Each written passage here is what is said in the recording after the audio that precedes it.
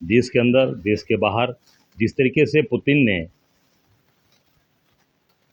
Cease fire की, एक तरफा घोषणा की, सीधे अपने ट्वीट से ये कहा कि सीज फायर मैंने करा दिया, सीज फायर की घोषणा कर दी।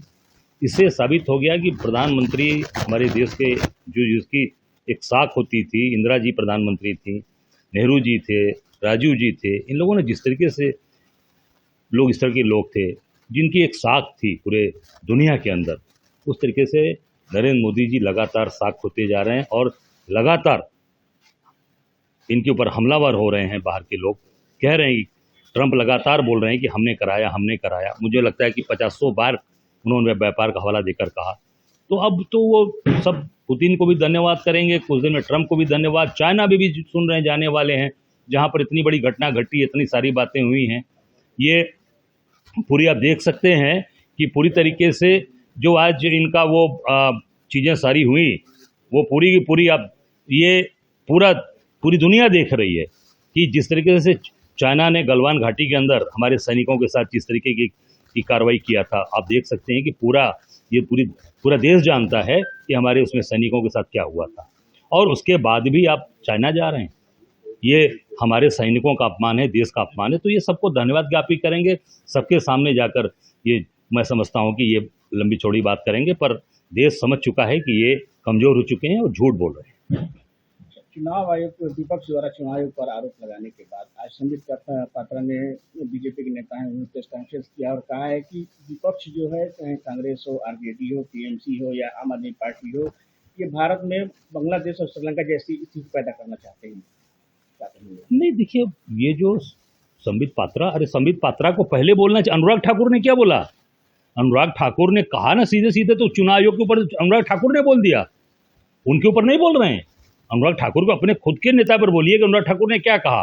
प्रेस करके उन्होंने तो खुद चुनाव आयोग पर उंगली उठा दी। तो ये पूरी तरीके से आज खुद हिट विकेट हो रहे हैं और पूरे तरीके से ये भारतीय जनता पार्टी घिर चुकी है। और आज के दिन में आज इनके पास कोई भी जो हमारा नेता सवाल कर रहे हैं उसका जवाब नहीं है।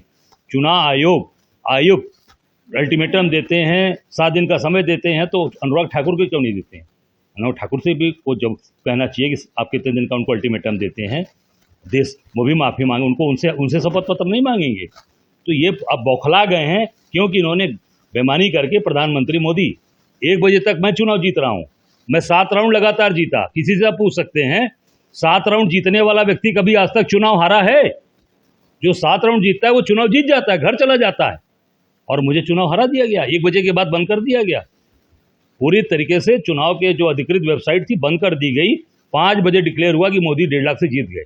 ये बेईमानी की गई, चोरी की गई, ये साबित करता है। राहुल गांधी को 7 दिन का अल्टीमेटम दिया गया थाने पर दस्तखत करने के लिए चुनाव आयोग द्वारा। पहले मैंने बोला कि अब जब राहुल गांधी से अब चुनाव आयोग अल्टीमेटम दे रहा है और उसे हलफनामा मांग रहा है, तो फिर अनुराग ठाकुर से क्यों नहीं? अनुराग ठाकुर के क्यों बचा रहे हो भाई? उनसे भी मांगो, क्योंकि भाजपा के प्रवक्ता बन गए हैं ज्ञानेश कुमार। अब चुनाव आयुक्त नाम की चीज़ ही नहीं रह गई। अब उनको अपने नाम के आगे भाजपा प्रवक्ता लिखना चाहिए ज्ञानेश कुमार को। वो भाजपा के प्रवक्ता के तौर पे काम कर रहे हैं।